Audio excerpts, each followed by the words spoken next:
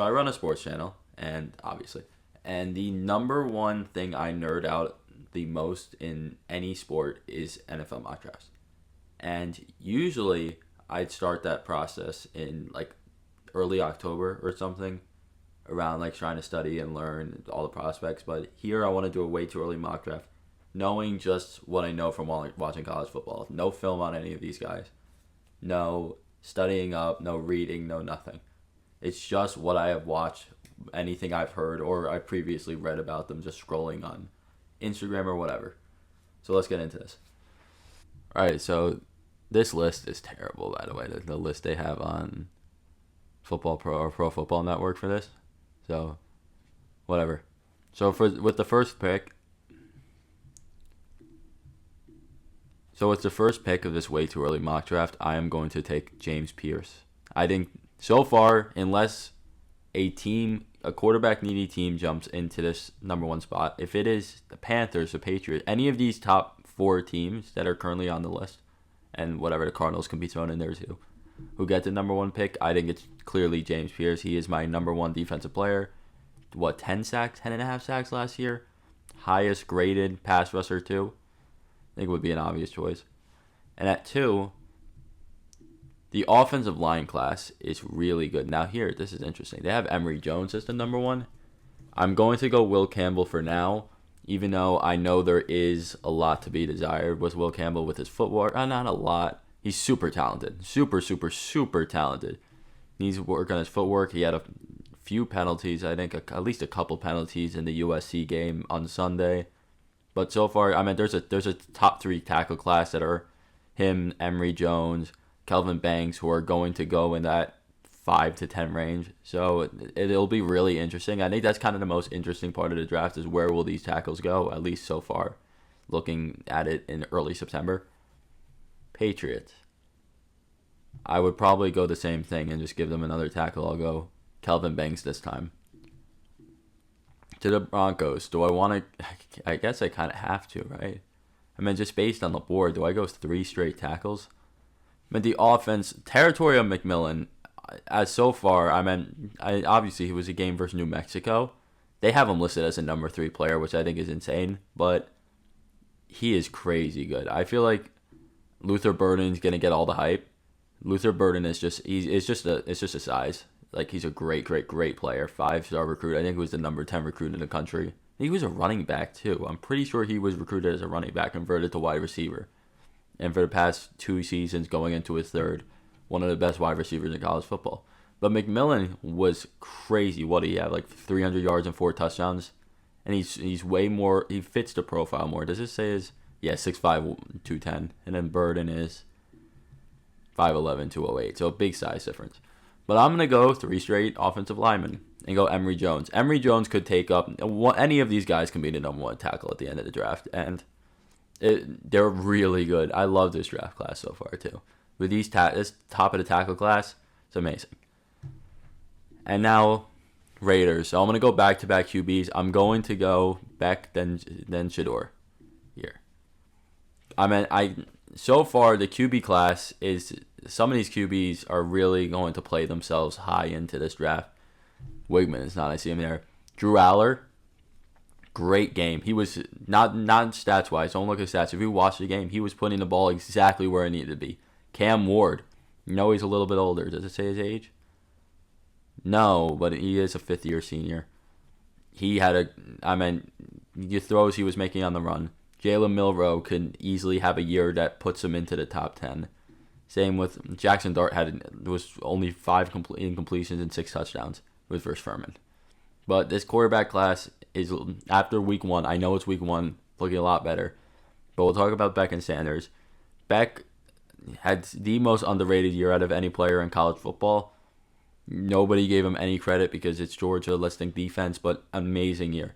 And then Shador, I still want to see him have a good offensive line. I was hoping this year would be like really how we see him as a prospect, with like how he works in the structure of the offense. Because once the offense breaks down, which it does frequently at Colorado, he is a really, really good player. But we'll have to see. And the North Dakota State game didn't help show that either. Cardinals. This Hmm. I've dodged defense. I got one defense first pick, but 5 straight offensive players. Give me Will Johnson. Now, let me say this. Why isn't it Travis Hunter? Travis Hunter is a better football player. Travis Hunter is a better football player than probably, honestly, definitely any player in this draft. But as a cover corner, Will Johnson was a top 3 corner last year in college football. Honestly, if I'm trying to even just think of the prospects last year. You could have argued he was the best corner in college football last year. And now he's coming here and he's still a lockdown corner. He had a pick 6 Saturday. And that's why he's projected in the top 5. I just won 3 straight tackles and 2 quarterbacks, so he's definitely the best corner. And Travis Hunter, I don't even know where I want to put him. I really don't. Washington, how about here? I didn't think I put Travis Hunter in the top 10, but I mean, he balled out. I didn't think he would be a receiver. I didn't think he'd touch receiver. But, I mean, after last game, the catches he was making, I think he is going to end up playing both in the NFL in some capacity. He has to. He's way too talented of a receiver. He's a better corner, I think, but he's just way too talented of a receiver. Next, New Orleans. They don't need wide receiver necessarily. They honestly need quarterback, but I'm not going to push another quarterback in the top 10. Luther Burden is just sitting there, man. Ooh. See, I don't have a good list in front of me to look, but Mykel Williams. I mean, he's just one of those freaking freaks that Georgia just somehow just pops out of their ass all the time. Trayvon Walker a couple of years ago with these long arms, super freak athletes. You look at the warm-ups before this Clemson game. Holy shit. That dude is a freak athletically. His measurements, his combine, he's going to wow at the combine. That could push him into the top 10, or he's already a top 10 player in my opinion. Top 5, top 1 even. I think the combine can push him into a number 1 pick like Trayvon Walker 2 years ago. But I think he's better too because he has a lot more production. He started at Georgia for a majority of last year. He's going to be the number 1 player on Georgia this year. Vikings. Now, Mason Graham. They need help on the interior. Mason Graham. All right, Buccaneers. Luther Burden is still on the board, but this is not a team for him. They need corner. They do need corner. They have needed corner for a while. Benjamin Morrison. I just don't like leaving the wide receivers on the board, but with team needs and everything, I don't know. Seahawks. Malachi Stark's not going to heck. Deion Walker. No, they just selected whatever his face is, Byron Murphy. Offensive line is always a need for Seattle. Let's see. Offensive line. Tyler Booker, Donovan Jackson. I don't think they're not going to go that high neither. Okay, I know who I'm picking. We're going to go Abdul Carter. He's a freak. I mean, he's also one of those just athletic freaks off the edge too. 13. I'm not ignoring Luther Burden anymore. Just can't. He shouldn't be. I don't want him to fall this far. He's just such a dog. McMillan is so good too. Those 2 wide receivers, just wide receiver class. I meant McMillan. Egbuka is great too. Down the board, we'll see how Evan Stewart does at Oregon. I don't think he did a lot yesterday. Isaiah Bond played great for Texas. Doesn't have him as Texas here, so we'll see about this wide receiver class. It's deep, but it's not as top heavy as in years past. I mean, the top 2 are top heavy, but Seattle, what? Steelers always need corner. Denzel Burke. Dacario Davis is interesting. I really like Dacario Davis, but I'm gonna go with his teammate. Both of them are super tall, super lanky, super athletic. What is his measurements? Davis is insane. Yeah, it's 6'4", 194. Apparently, everybody tried to poach him out of the portal, but he ends up staying at Arizona despite the head coach leaving, which I credit to Arizona's culture. They managed to keep like all of their players despite head coaches leaving, despite the talent, the NFL talent that could get poached by Texas and Alabama and all those schools. Jacksonville. Who's wide receiving core? Kirk, Bernard. They just selected Brian Thomas in the first round. They don't need safety, right? I'm going to give them interior help. I'm going to give them Deion Walker. All right, Browns. Offensive line, yeah, Jed Wills is a free agent, right? I don't think he's going to sign back. But they need tackle. Their guard situation is fine. Cornerback, running back, they're not going to select here. No. Wide receiver core is lacking. Yeah, let's get Ibuka to be... They can easily just stick Ibuka in the slot there. Rams. Linebacker, corner. I'm reading their team names because I'm just pulling this up now. I'm not doing any prior looking at this. So I'm pretty much going in here raw. So tackle, they always need tackle really badly, but there's no names I completely recognize as guys like, oh yeah, I'm gonna stick them right here in the top or midway through the first round. So defense linebacker Harold Perkins is interesting. Harold Perkins is very interesting because freshman year Harold Perkins, everybody's like, oh my god, this dude's gonna be the number one pick, clear cut number one pick. Last year, and they had him. He was rushing the passer a lot more. They were using him in blitzes a lot, and he was getting results. Absolutely getting results. It was a dog. Last year they used him way more as an off-ball linebacker, and the one thing. I thought he was a lot smaller than that. 6'1", 221. I always thought his size... I mean, that's not great. 6'1" is not... 221 is not great for a linebacker, and especially the type of role he plays, but I thought he was like 5'9", dude, which honestly would probably not make sense. Also have Barrett Carter. But Harold Perkins, his production just fell off so much last year, so I'm going to go Dekario Davis. Love Dekario Davis. The freak athlete like Tariq Woolen type, just super fast, super lanky, super tall corners I love. Dekario Davis is just an early draft cut for me. So Chargers, cornerback, defensive tackle. We selected. They always need when do they not need defensive tackle, dude? Tykel Williams, Kenneth Grant. I'm thinking going Kenneth Grant here. A guard, their center. No.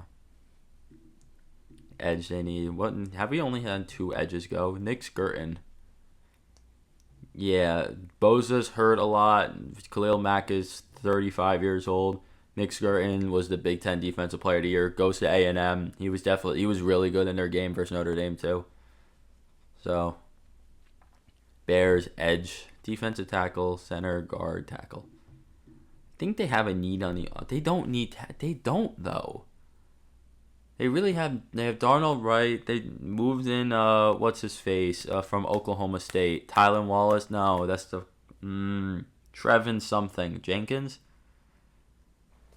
So they don't really. They do have a center problem, but they're not like desperate on the offensive line. Now edge is a problem for them.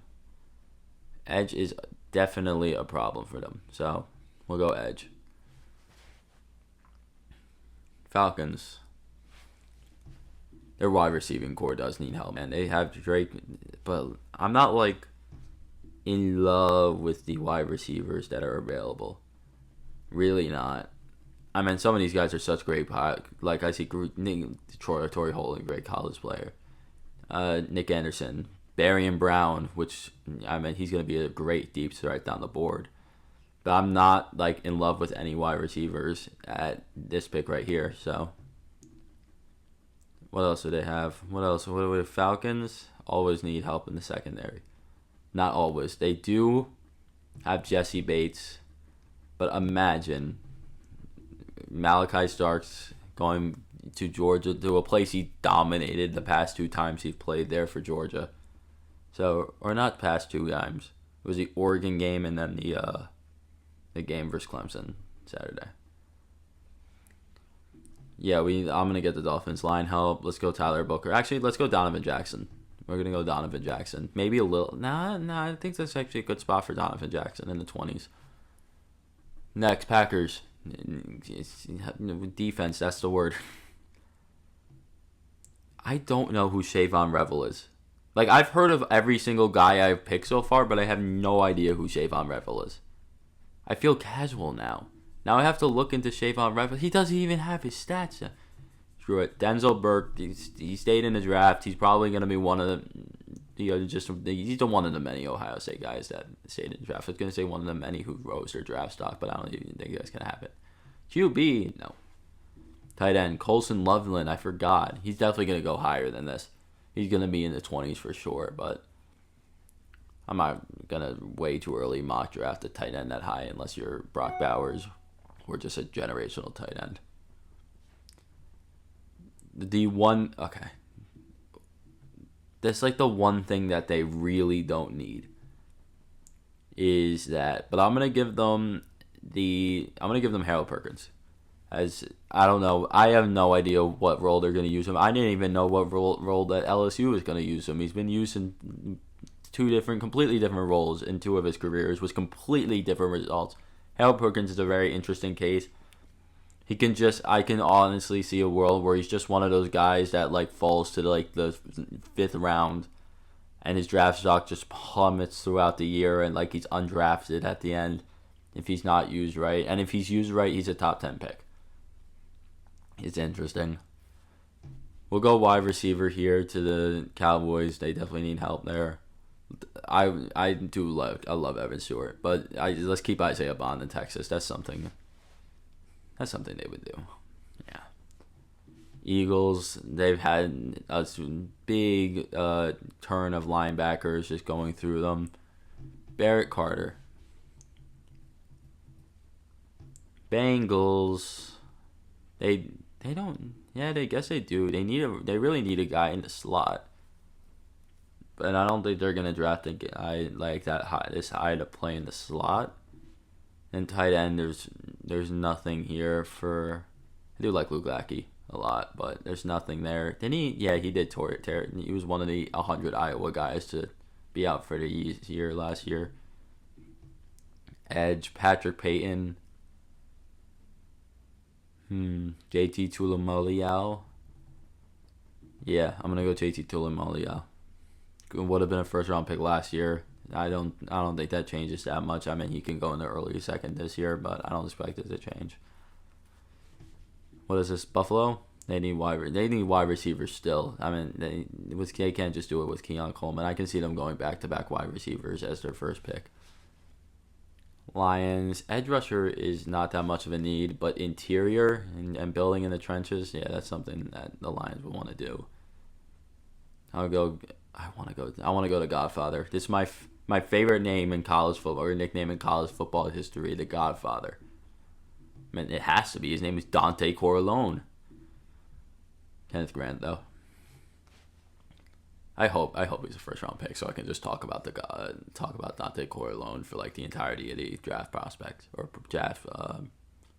Process is the word.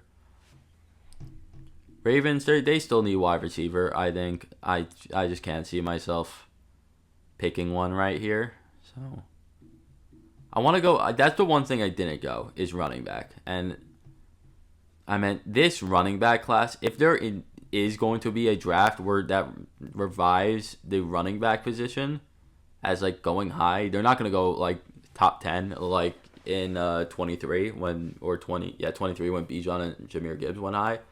But Ollie Gordon, Quinshon Judkins, Travion Henderson, Omarion Hampton, Ashton Gentry had 6 touchdowns. These guys, I love the running back class. This is an elite. Just keep going down the line. You have the best running back here in Kyle Monangai, no homer. Not being a homer. Still, I love the running back class. I really hope that the running back class gets respected. And like this year was kind of boring, but like that second round is going to be running back heaven. Anyway, let's get on to the actual draft and give them Tyler Booker. 49ers, again, sadly there's not going to be a running back in here. I'm not going to give really none of these teams besides like the Bengals I can see drafting a running back, but and they have like a decent duo in back there with Moss and Brown. I think it's fine. 49ers definitely need help in the interior. Eric Armstead is gone. They have who left? Chase Brown is gone. So let's go Tyke Williams or Tyke Williams, whatever. Chiefs last pick. I may just pick them a wide receiver again because it's just a rotating door shittery, isn't it? Or not really. I mean, Rashee Rice is really good, and they have guys come in and play really good, but it kind of just, again, I keep forgetting, like, the wide receiver class fall. I'm going Tez Johnson. I really like Tez Johnson. Can I see the draft results on here? Is that possible? My draft. Oh, well, that would help, wouldn't it? Okay. Stupid. All right. This is the mock. I'm definitely in whenever late April, early May, going to come back and check this out because I really do want to see how good I do because I am not confident in this at all. I felt like usually I feel like I always know what I'm talking about with these things. I always know. And today I knew for some players I feel new. I feel casual. And I hope to build this back up throughout the next let me count. September, October, November, December, January, February, March, April. 9 months, 8 months. Nice.